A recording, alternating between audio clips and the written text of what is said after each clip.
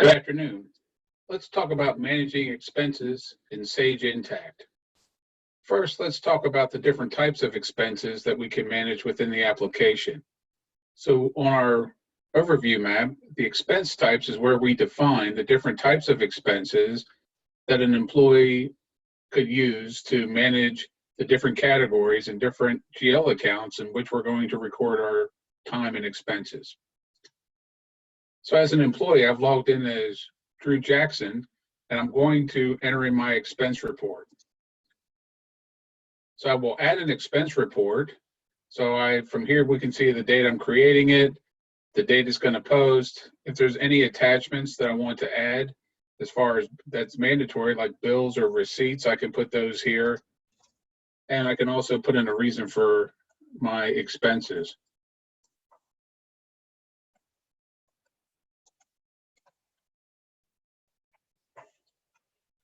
So those expense types that we just looked at a moment ago are utilized here during the entry section. So this is where I'm going to identify the amounts and the different types of expenses that I'm going to record. So whether I'm paying with my personal credit card, cash, check, or with the company credit card, I can identify that here as well. If I was paying with the company card, it may be a non-reimbursed item. Who am I paying it to? What was I paying for? And the date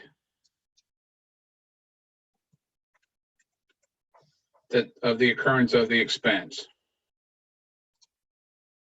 The system is automatically, based on my employee record, identifying the department and location in which the expense is going to be expensed to. So let's pick up another expense here quickly. And this time we'll say that the company had already prearranged, so it automatically marked it as non-reimbursed.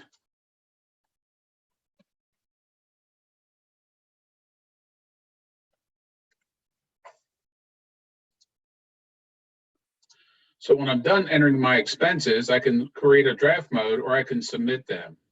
So in this case, I'll submit my expenses. And what happens now is it's going to send my expenses to my manager for their approval.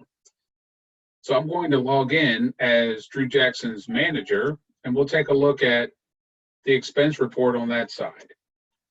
So I'm logged in as Drew Jackson's manager, and through the time and expense application, you can see that the manager has access to more things. So through that process, when Drew entered his expenses, now Drew's manager can approve those expenses. So we'll see that report that I just entered is here. So if I want to review that report, I just click on it. It brings up all the information that is on that report.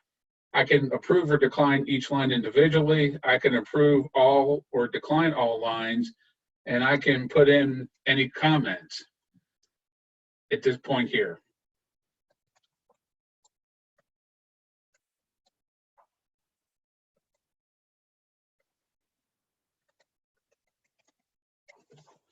So we'll approve those. And then once we have their approval, now they've been moved into ready for payment. So, and they're removed from the approval process.